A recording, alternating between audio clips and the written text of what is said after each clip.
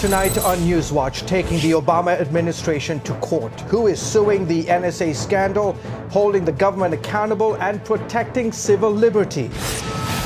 Plus, another winter storm that could cripple parts of the nation as the season shapes up to be a historic one. And giving children the right to die, a disturbing trend in a culture of death. All this and more tonight on NewsWatch. Your privacy at stake. It's at the heart of a lawsuit over the NSA scandal. Good evening, everyone. I'm George Thomas. And I'm Lori Johnson. Some of America's most famous civil libertarians say they're suing the federal government in the name of every American who uses a phone. And as Paul Strand reports in tonight's top story, that could mean more than 300 million plaintiffs. A U.S. Senator and top Tea Party leader went to this federal courthouse in Washington, D.C. to sue their own government for themselves. And everyone in America that has a phone, we're filing suit against the President of the United States in defense of the Fourth Amendment. It's aimed at stopping the kind of vast sweeping up of all Americans' phone records by agencies like the NSA without suspicion or warrant. Senator Paul says this lawsuit is to stop, quoting here, precisely the kind of overreach we fought a revolution over. And he expects the case to go all the way to the U.S. Supreme Court. There's a huge and growing swell of protest in this country of people who are outraged that their records would be taken without suspicion, without a judge's warrant. So who's been hurt by these vast phone record grabs and thus has standing to sue? If you don't use a phone, not you, says Virginia's former Attorney General, the lead counsel on this case. But if you have used a phone in the last 5 years, this case is about protecting your rights as against your own government and their invasion of your privacy. We have a class action lawsuit that could involve conceivably 300 to 400 million people. Matt Kibbe heads up the Tea Party, suing along with Senator Paul. This isn't Republican versus Democrat. This isn't about the Obama administration. This is about a government that's crossed the line. They say if they win, we will have pushed the federal government back across the line of trampling the Constitution yet again. The White House shot back that the record grabs are legal. We believe that the program as it exists is lawful. We're not alone. It has been found to be lawful by multiple courts. Meanwhile, Senator Paul asserts this shouldn't hurt the war against terror one bit.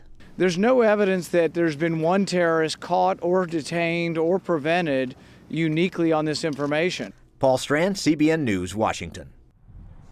John Whitehead, a constitutional law expert with the Rutherford Institute, joins us now to discuss this specific lawsuit. John, suing the federal government isn't always easy. Do you think this lawsuit has a chance? We've had a number of cases dealing with NSA, the TSA. It's very, very difficult because a lot of the courts are overzealous about national security in the sense that they will allow the government to actually do domestic snooping, which, by the way, violates our Fourth Amendment constitutional rights. So it's not a pat thing. And again, what I've urged congressmen like Rand Paul to do is we need some good legislation here that will actually curtail the NSA. I think that's a big step along with the lawsuit, yes. When you look at folks like Rand Paul and others who are stepping up to the plate and suing the government on this, do you think it's important for them to bring the case against the NSA and the president? Oh, yeah. I think we need to hold President Obama liable for this, because you remember in the beginning he said, well, they really aren't doing domestic snooping. Then we found out, and so he didn't tell the truth. So yeah, I think we need to hold our leaders accountable. James Madison said it very clearly, the father of our Constitution. We ought to mistrust all those in power. The NSA has a black ops budget. We don't even know how much they spend. Well, that violates Article 1, Section 9 of the Constitution. All funds are supposed to be accountable to the American people. So they've been violating the Constitution, by the way, for many years. I started writing on the NSA back in the 1980s when they were already doing this back in the 1980s, snooping on American citizens. And John, to that very point, this isn't necessarily, this isn't a Republican versus Democrat issue, but it really is about protecting the constitutional rights of American people, specifically, as you mentioned here, the Fourth Amendment, right? Yeah, the Fourth Amendment says before you do any kind of surveillance on American citizens, you have to have probable cause, which means there must be some evidence of illegality. Well, the NSA, actually anything we do electronic, our bank records, the NSA is collecting 2 100 million text messages a day. They're snooping. They're violating the Fourth Amendment. They're undermining our Constitution. We don't need a secret government in America. No, if we have a secret government, then we're doing what past regimes did, and that is the next thing is going to be a Gestapo and some really bad things. I mean, when people forget that the FBI collected 17,000 pages of information to be used against Martin Luther King for his freedom activities. This stuff's been going on a long time. It's time to hold our government accountable, yes. Okay, John Whitehead with the Rutherford Institute. Sir, as always, thank you so much for your time. Thank you. Claims the Internal Revenue Service continues targeting conservatives and Tea Party groups aren't dying down. 9 months after the IRS admitted the charges were true, the investigation into the matter is still at a standstill, with the White House claiming there's no corruption to be found. CBN's John Waggy reports on the latest call for a special prosecutor. This was President Obama when the IRS scandal first broke. I will not tolerate this kind of behavior in any agency, but especially in the IRS, given the power that it has and the reach that it has in all of our lives. But rather than find the source of the wrongdoing, critics say the IRS is trying to legally silence the very groups who were wronged by subjecting them to extreme scrutiny. Now the IRS, in plain sight, is trying to make permanent all of the awful things they were doing to Tea Party groups, and now extend that to every 501c4 organization in America, and to make it permanent. It's really quite dreadful. I think they're confusing a monarchy with a constitutional republic. Jay Sekulow of the American Center for Law and Justice represents 41 conservative groups that were targeted. He testified about the IRS abuses on Capitol Hill last week, and he said on Wednesday's 700 Club that Congress may not be able to force the IRS to come clean. It's probably time for a special counsel to look into this, because I just don't think the IRS is able to self-correct, and frankly, I don't think right now the FBI is really able to do a thorough investigation of what's happened here.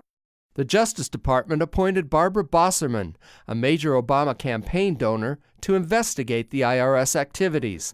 Sekulow says that reeks of impropriety. She had the obligation to say, you know what, I'm probably not the best one to do this. I'm a maximum donor to the Obama campaign.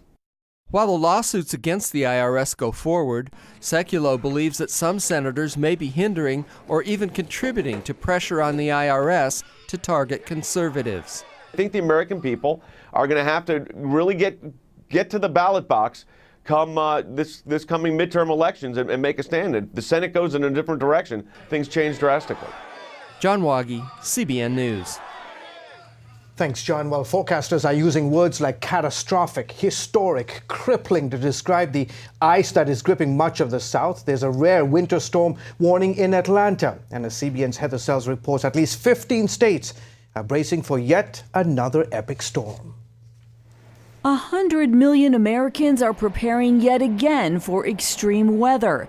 Forecasters say snow and ice could cripple cities and endanger lives. In Texas, 4 people have already died in traffic accidents on icy roads. The latest storm is just another piece of severe weather in what's become a record-breaking winter in many communities. In the upper Midwest, Lake Superior is almost 90% frozen and could freeze over this year for the first time since 1996. In much of the South, authorities are warning people to stay home. Our goal is to be overprepared and hopefully be underwhelmed by the storm. Ice is the big concern. It could bring widespread power outages, especially in the South where so many trees and limbs hang over power lines. This is one of Mother Nature's worst kinds of storms that can be inflicted on the South, and that is ice. It is our biggest enemy. Forecasters say ice will coat 6 states in a dangerous glaze.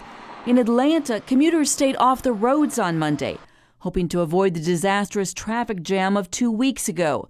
And many have been getting ready. We're getting a little gas just in case we lose power so we can fire up the generator. Got bread and cereal, crackers, soup, just things that you can make pretty easily. Cities up and down the I-95 corridor are also preparing for snow. As much as a foot is expected in some areas. Heather Sells, CBN News. And as expected, travel at airports, train and bus stations across these states are being canceled or delayed. America's debt is growing again after a vote in Congress to increase the debt ceiling again. The bill passed the Senate today following approval in the House yesterday. Republicans agreed to it despite no spending provisions. GOP leaders say they had no choice in order to avoid another government shutdown. Our members are not crazy about voting to increase the debt ceiling. Our members were also very upset with the president. He won't negotiate. He won't deal with our long-term spending problems without us raising taxes. Won't even sit down and discuss these issues. Meanwhile, the Congressional Budget Office warns of a looming financial crisis due to the staggering debt. President Obama vowed to nominate a new religious freedom ambassador, and other leaders want him to keep his word. He made the pledge at last week's National Prayer Breakfast. Susan Johnson Cook resigned from the position last October. Republican Chris Smith urged the president to keep his promise at a House hearing Tuesday. State Department spokesman Jen Psaki says the administration is dedicated to promoting religious freedom because it's a key part of U.S. foreign policy. Apparently, attending church cuts down on crime. That's according to researchers at Manchester University. They found people who attend church on a regular basis are less likely to commit crimes. The study found different degrees of correlation. The most significant were seen in relation to shoplifting, the use of illegal drugs, and music piracy. Researchers believe that besides teaching people about moral norms, being involved in church also keeps them from ending up in the wrong crowd. Arvella Schuler, the wife of the Reverend Robert Schuler, has died at the age of 84. Her daughter Carol says she unexpectedly passed away peacefully Tuesday. She is survived by her husband, who launched their ministry at an Orange County drive-in theater in 1955, where she was the organist. Together, they founded the Crystal Cathedral and the weekly Hour of Power broadcast, which she produced and directed. Coming up, a shocking report from Belgium, a proposal that will make it legal to kill children in the name of compassion. You have got to see this to believe it. That's next. Sick or handicapped children put to death with their parents' permission. It's shocking to think about, but may soon be the reality in Belgium. The European nation has already passed a right-to-die law, but leaders there are set to remove age restrictions and make way for mercy killings of the young. CBN's Dale Hurd takes us inside this culture of death from Brussels. This is Belgium, where euthanasia was legalized over 10 years ago, and today people are euthanized for blindness or for a botched sex change operation. And now Belgians want to extend euthanasia to children. Under legislation currently being debated in the Belgian parliament, terminally ill or suffering children under 18 could be put to death if they request it, their parents consent to it, and an expert deems the child is capable of understanding the decision. The bill is widely supported and is expected to become law. Supporters of Belgium's proposed euthanasia law say that it's necessary and compassionate. Critics say it's only the next phase in what they call a culture of death. Euthanasia is now listed as a medical therapy in Belgium. Not only do 2/3 of Belgians favor the new euthanasia bill, but in another controversial poll, 3/4 said it would be okay for parents to euthanize their sick children without the child's consent. Corinne Boucher is with the European Center for Bioethics in Brussels. The child doesn't have the maturity to get married, or to buy alcohol, or to buy cigarettes. And now we are trying to say he might have the possibility to ask for euthanasia. Michelle de Koikalara, a law student, is the founder of the March for Life in Brussels. You said something interesting, that children never choose to die. No, I don't believe this.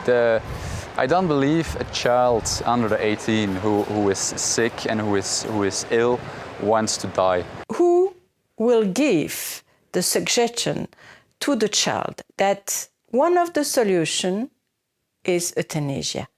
A child doesn't know what euthanasia is. A child doesn't know what death is. Experts say sick children almost never want to die. So why is such a law even necessary? For me, it's a sort of symbolic law. It's a sort of revenge of the socialist and liberal parties, of this kind of people who want to show, look, Christianity in Belgium, it's finished. And what the law will almost assuredly do is make the practice of killing suffering children more common. Some Belgian doctors are already killing newborns with spina bifida if the parents request it.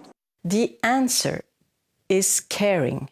Boucher says what doctors should be doing is offering world-class palliative care that alleviates suffering. But the media and the left in Belgium are sending the message that doctors who resist euthanasia are uncaring. If you refuse euthanasia, you are the bad doctor. It's not tolerance, it's really discrimination, and it's the world upside down. Under this whole words and terminology like it's safe, it's completely controlled by doctors, we give doctors a right to kill. Doctors should cure, they should not kill. A vote on the measure is expected soon. Dale Hurd, CBN News, Brussels. Amazing stuff. Belgium's Senate already approved lifting the age restrictions, and the House is expected to pass it tomorrow. You know, the churches across the country, my understanding is that they're going to be holding 24-hour prayer vigils. We need to pray for a culture of hope to replace the culture of death. Absolutely, for people to respect the sanctity of life. It's really shocking. Unbelievable. Well, up next, imagine having to go weeks without electricity. Why power grids could be a terror target and the big problem behind making sure they're secure. And welcome back to the show. FBI agents are still investigating a sniper attack on a power grid station in California last year.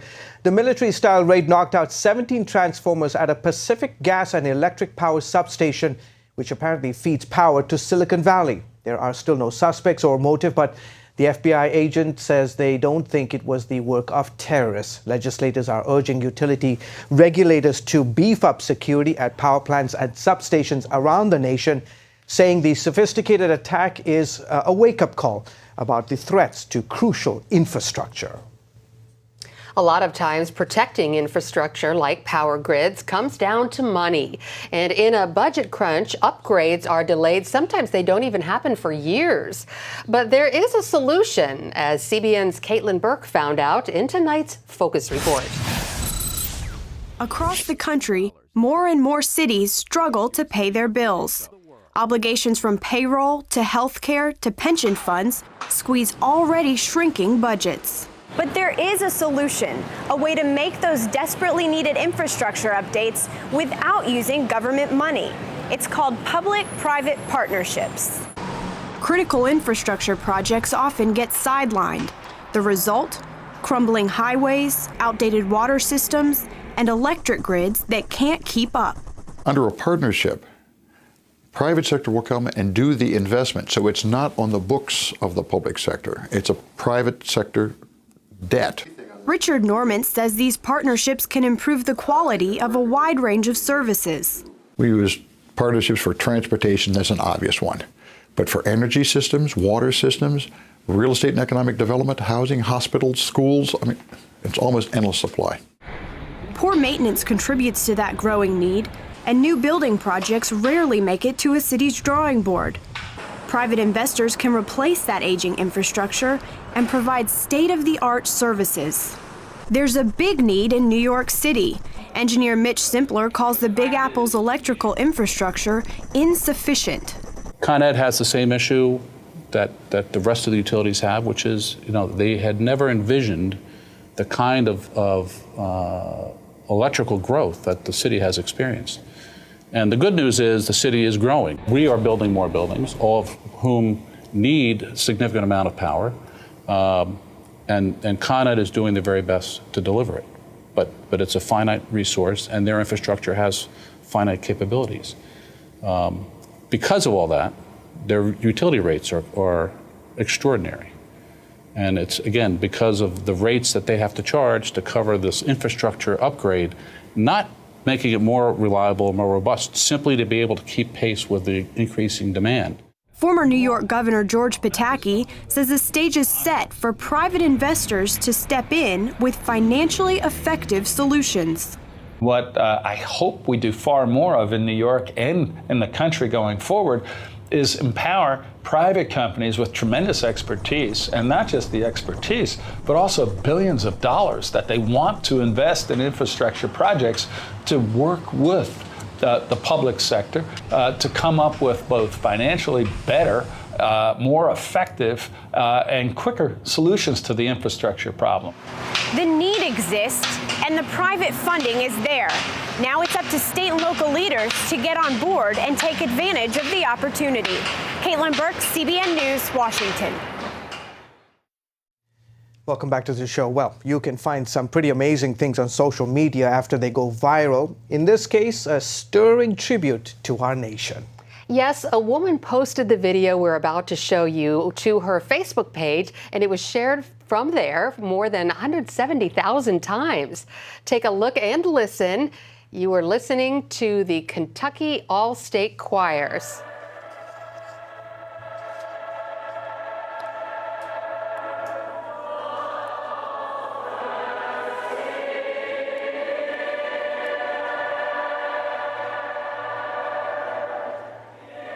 So the Kentucky All-State Choir, they were attending a choir conference in Louisville when the late night concert was caught on video. It's something they did each night during their stay, amazing those at the hotel with their talent.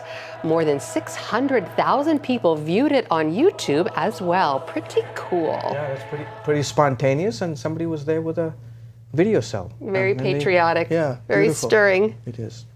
Well, that's all the time we have for this edition of NewsWatch. Remember, you can email us your comments and questions at newswatch@cbn.com. We hope you will join us again next time. Good night, everyone.